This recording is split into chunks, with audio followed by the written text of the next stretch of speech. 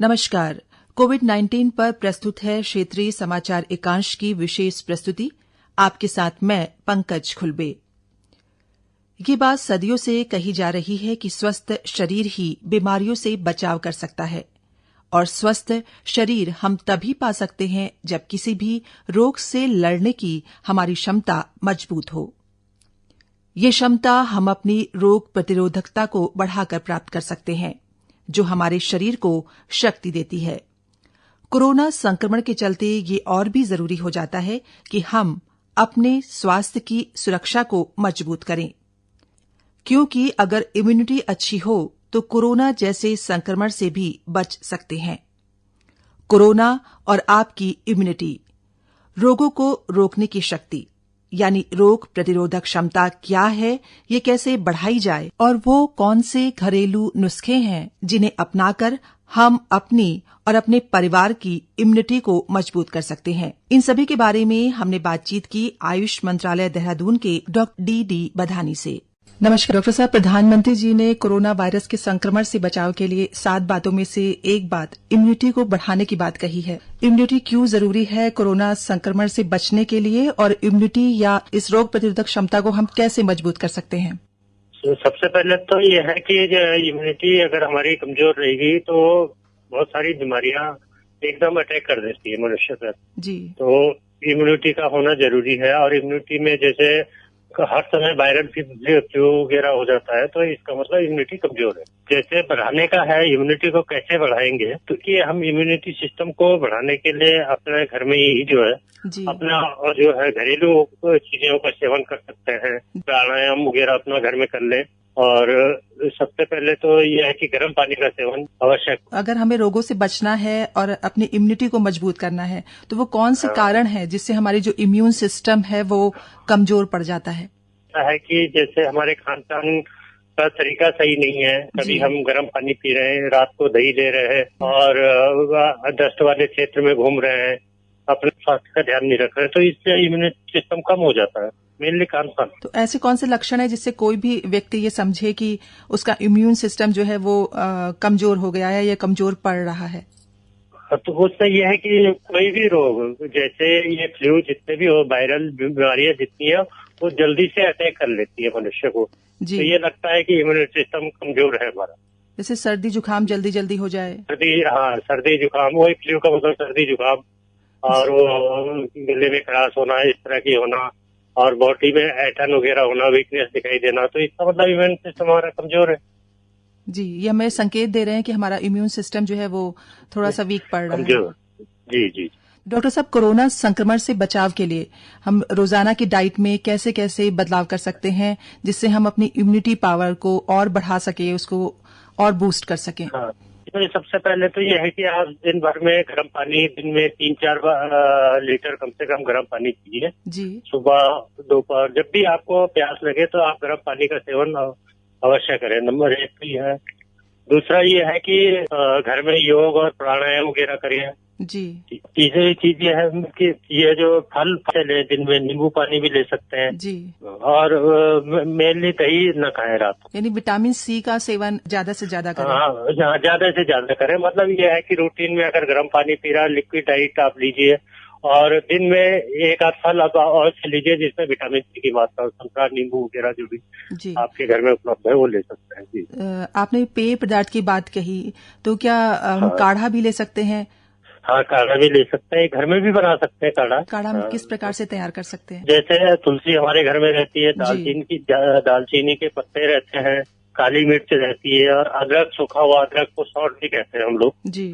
तो सौंठ, इसको आप वो बना लीजिए, मिक्स करके मिक्सी में पीस के और गर्म पानी में बॉईल करिए। जब ये आधा रह जाए, पानी जितना डाला है जी, जब आधा रह जाए तो उतना आप ले सकते हैं, और वो दिन में 2-3 बार लीजिए।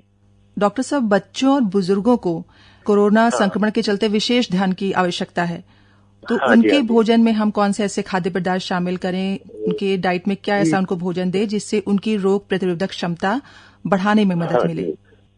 इसमें सबसे बढ़िया ये है कि इनको, जैसे घर में तुलसी है, तुलसी जैसे बच्चे छोटे हैं तो दूध पीते हैं तो तुलसी का दूध पी लीजिए, तुलसी की पत्ती उसमें डाल दीजिए। दूसरा, दिन में शहद चटा दीजिए 2-3 बार। अगर कोई गंभीर रोगों से बीमार व्यक्ति है तो वो अपने खान पान का कैसे ख्याल रखे? गंभीर रोग जैसे डायबिटीज है या कैंसर है, इस टाइप की जो बीमारी है, तो डायबिटीज वाले को जैसे आंवला आता है, आंवले का चूर्ण वो ले सकते हैं दिन में 2-3 बार जी। नीम का रस ले सकता है, जामुन ले सकता है, गिलोय ले सकता है। और रसोई में हमारे ऐसे कौन कौन सी सामग्रियां हैं और डेली जो हम इस्तेमाल करते हैं उनमें से कौन सी ऐसी चीज है जिससे हम अपनी इम्यूनिटी को मजबूत कर सकते हैं? इसमें हल्दी है, धनिया है, जीरा है, लहसुन है जी, और अदरक है, ये सभी हम यूज करते हैं। ये चीनी के काढ़े अगर हम लेते हैं तो हमारे लिए उपयोगी नहीं जी। डॉक्टर साहब, एक बात और कि लॉकडाउन की स्थिति में लोग अपने घरों तक सीमित हैं, मतलब बाहर उनका निकलना नहीं हो रहा है। ऐसी स्थिति में किस प्रकार का आहार होना चाहिए और अपने को फिट रखने के लिए क्या क्या किया जा सकता है, या वो कौन से व्यायाम घर पर रहकर ही कर सकते हैं जिससे उनका शरीर स्वस्थ रहे? जैसे आसन, व्यायाम वगैरह सभी तरह की एक्सरसाइज है, प्राणायाम हो गया और कपालभाति हो गया, मेडिटेशन वगैरह ये घर में ही कर सकते हैं बैठ के। कि जो मास्क का उपयोग है, अगर हम घर का बना हुआ मास्क पहनते हैं तो क्या हमें उसको नियमित रूप से साफ रखना चाहिए?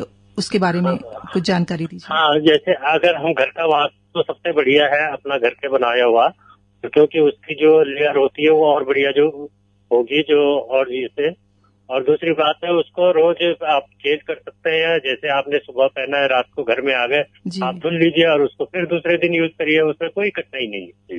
और आखिर में डॉक्टर साहब कुछ संदेश आप देना चाहेंगे कोरोना संक्रमण से बचाव से संबंधित? इसमें ये है कि जैसे प्रधानमंत्री जी ने कहा है कि घर में रहिए, लॉकडाउन की स्थिति है, और अगर बाहर जाते हैं तो बार बार हाथ धुले, जो भी साबुन आपके पास है अपना साबुन रखिए, उससे हाथ धुलते रहिए।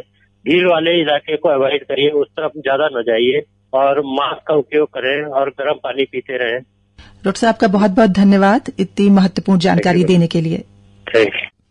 कोरोना वायरस के संक्रमण से बचने के लिए जहां एक ओर हम प्रकृति की ओर लौटे हैं, वहीं कोरोना वायरस को लेकर जो लॉकडाउन चल रहा है उसके कुछ सकारात्मक पहलू भी नजर आ रहे हैं, जैसे प्रदूषण में कमी। लॉकडाउन के दौरान प्रदेश में भी पर्यावरण प्रदूषण में कमी आई है। राज्य के अधिकांश हिस्सों में वायु प्रदूषण कम हुआ है। साथ ही नदियों में भी प्रदूषण में कमी आई है। इसका असर गंगा समेत विभिन्न नदियों के पानी की गुणवत्ता में दिख रहा है। पहली बार हरिद्वार में हर की पैड़ी में गंगा के पानी की गुणवत्ता ए श्रेणी में आई है। मुख्य पर्यावरण अधिकारी एसएस पाल ने ये जानकारी दी। हमने लॉकडाउन से पहले भी हम लोग मॉनिटरिंग करते थे, और लॉकडाउन के बाद हमने इसी अप्रैल माह में गंगा नदी का मॉनिटरिंग किया है। हमारा मॉनिटरिंग जो हुआ हमने देवप्रयाग से ऋषिकेश और हरिद्वार तक किया है। तो जो हमारा डाटा हमें मिला है, तो देवप्रयाग से ऋषिकेश तक हमारा एक कैटेगरी मिला है। इसका मतलब होता है कि आप आंख का पानी पी सकते हैं आफ्टर क्लोरिनेशन। और इस बार पहले हम जो लॉकडाउन से पहले जो वाटर क्वालिटी डाटा था हरिद्वार का, वो बी कैटेगरी में था, वो नहाने योग्य था केवल। लेकिन इस बार हमारा हर की पैड़ी में भी एक कैटेगरी में हमें प्राप्त हुआ है। और जो हमारा लास्ट पॉइंट है बाल कुमारी मंदिर है जो यूपी में इंटर करता है, वहां पर हमारा बी कैटेगरी का वाटर क्वालिटी मिला है। मैं आपको बताऊं तो जो बीओडी में जो कमी आई है वो 17 से 20% कमी आई है, और जो टोटल कॉलीफॉर्म फीकल कॉलीफॉर्म में आया है उसमें 25-35% की कमी आई है। राजधानी देहरादून में भी लॉकडाउन की अवधि में 50% से ज्यादा प्रदूषण कम हुआ है, बता रहे हैं देहरादून के प्रदूषण नियंत्रण बोर्ड के क्षेत्रीय अधिकारी अमित पोखरियाल। कार्यालय देहरादून के स्तर से नियमित रूप से 4 स्थानों पर मॉनिटरिंग की जाती है। 3 स्टेशन हमारे देहरादून शहर में स्थापित हैं, ऋषिकेश क्षेत्र में स्थापित है। देहरादून में हमारा जो स्टेशन स्थापित है वो एक ISBT है, एक क्लॉक टावर है, और रायपुर क्षेत्र में स्थापित किए गए हैं। और इसमें यह देखा गया है कि लॉकडाउन पीरियड से जो पहले मॉनिटरिंग हुई है, जो नियमित रूप से हम मॉनिटरिंग कर रहे हैं टाइम, और अब जो लॉकडाउन पीरियड में हमने जो तुलनात्मक एक विश्लेषण के लिए भी मॉनिटरिंग करी कि इसमें क्या फर्क पड़ा है, इस तरीके से इसमें जो लेवल है, जो ऑब्टेन्ड वैल्यूज है, उसमें कोई कितना इसमें अंतर आया है। तो जैसा हमने देखा, जैसे हम 4 पैरामीटर्स करते हैं, जैसे PM10, PM2.5, SOX और NOx, PM10 की पहले वैल्यू जो हमारी 150 से 200 माइक्रोग्राम पर नॉर्मल मीटर क्यूब आती थी ऑन एन एवरेज, और जैसे PM2.5 है वो 70 से 100 ऑन एन एवरेज माइक्रोग्राम पर नॉर्मल मीटर क्यूब रहता था। ऐसे ही सॉक्स और नॉक्स में भी, सॉक्स जो है 25 माइक्रोग्राम नॉर्मल मीटर क्यूब, ये सब एक अनुमान जो लगभग वैल्यूज हैं जो, और नॉक्स हमारा 28 से 29 माइक्रोग्राम पर नॉर्मल मीटर क्यूब एवरेज रहता था। और हमने जो लॉकडाउन में जो हमने एक जो विश्लेषण किया, जो मॉनिटरिंग हुई हमारी, तो उसमें यह पाया गया कि जितने भी जो हमारे प्रदूषण के जो तत्व हैं उसमें लगभग जो ऑन एन एवरेज जो लॉकडाउन पीरियड में हमने मॉनिटरिंग की है उसमें उनमें 50 से 75% की कमी आई है। तो इससे हम निश्चित रूप से ये कह सकते हैं कि जो लॉकडाउन पीरियड में जो हमारा एम्बिएंट एयर क्वालिटी है उसमें काफी हद तक काफी सुधार हुआ है। इन्हीं सबके बीच कोरोना वायरस संक्रमण से बचने के लिए लॉकडाउन 2.0 की बड़ी समय सीमा के बीच आवश्यक वस्तुओं की आपूर्ति कराने में सरकारें जुटी हुई हैं। इसी उद्देश्य से प्रदेश में भी लॉकडाउन की तारीख बढ़ने के साथ ही प्रवासी मजदूरों तक राशन पहुंचाने और अन्य जरूरतमंद लोगों को किसी भी तरह की दिक्कत न आए, इसके लिए जिला विधिक सेवा प्राधिकरण नैनीताल भी लगातार कार्य कर रहा है। साथ ही कोरोना वायरस से बचाव के लिए जागरूक भी कर रहा है। मैं कैलाश चंद्र जोशी, PLB जिला विधिक सेवा प्राधिकरण नैनीताल से कोविड-19 महामारी को देखते हुए गरीब मजदूरों को खाद्य पदार्थ तथा मास्क उपलब्ध कराए।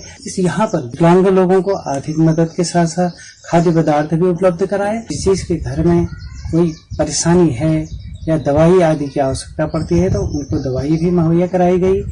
मेरा नाम सुमलता है। इस विधिक सेवा प्राधिकरण द्वारा हमें राशन और मेडिसिन वितरित की के लिए इनका बहुत बहुत धन्यवाद। मैं हल्द्वानी से गीता, मैं यूपी की रहने वाली हूँ। यहाँ मैं मेहनत मजदूरी करके अपने बच्चों का भरण पोषण करती हूँ। विधिक सेवा प्राधिकरण ने मुझे राशन और दवाइयाँ देने में मेरी मदद करी, जिसके लिए मैं उनका तहे दिल से शुक्रिया अदा करती हूँ। कोविड-19 की बीमारी से संबंधित कई संदेश हमें आए दिन सोशल मीडिया पर देखने को मिलते हैं। इसके बारे में क्या कहना है, आइए जानते हैं विशेषज्ञ डॉक्टर संजय पांडे से। तो मैं इस प्रोग्राम के माध्यम से लोगों से यह कहना चाहूंगा कि अगर आपको कोई पॉजिटिव मैसेज मिलता है या निगेटिव मैसेज मिलता है तो उसको पहले आप वेरीफाई करिए, को साइंटिफिकली वेरीफाई करिए कि वो मैसेज सही है या गलत है। अगर वो मैसेज आपको सही लगता है तब आप दूसरों को बताएं। अगर वो मैसेज गलत लगता है तो आप उसको फॉरवर्ड ना करें, क्योंकि इससे अननेसेसरी एक भ्रांति फैलती है और उस भ्रांति की वजह से कई तरह की जानकारियां जो कि वैज्ञानिक आधार पर उनका कोई साक्ष्य नहीं है, इस तरह की जानकारियां लोगों में प्रसारित होती हैं और इससे कोरोना को रोकने में जो सरकारी प्रयास हैं उसको ठेस पहुंचती है। देश में कोरोना संक्रमण से बचने के लिए जहां हर ओर प्रयास हो रहे हैं, वहीं छोटे बच्चे कोरोना के खिलाफ इस युद्ध में कैसे दे रहे हैं एक बड़ा संदेश। नमस्ते फ्रेंड्स, आजकल कोरोना वायरस फैल रहा है, लेकिन पैनिक नहीं कीजिए, सिर्फ कुछ सावधानी बरतिए। हाथों को साफ रखिए, हैंड वॉश या फिर साबुन से हाथों को अच्छे तरीके से धोएं, स्पेशली उंगलियों के बीच में। हैंड सैनिटाइजर भी यूज कीजिए। पब्लिक प्लेसेस में जाने से बचिए, खांसते या छींकते हुए अपने नाक और मुंह को कवर कीजिए। इसके लिए रुमाल या फिर टिश्यू पेपर का इस्तेमाल कीजिए। फ्लू जैसे लक्षण हो तो डॉक्टर के पास जाइए, जैसे खांसी, जुकाम और बुखार। डॉक्टर के इंस्ट्रक्शन को फॉलो कीजिए। फ्लू होने पर बाहर ना निकले, हैंडशेक ना कीजिए, नमस्ते कीजिए। Precaution is better than cure. नमस्ते। तो हर कोई अपने अपने तरीके से इस युद्ध में अपना योगदान दे रहा है।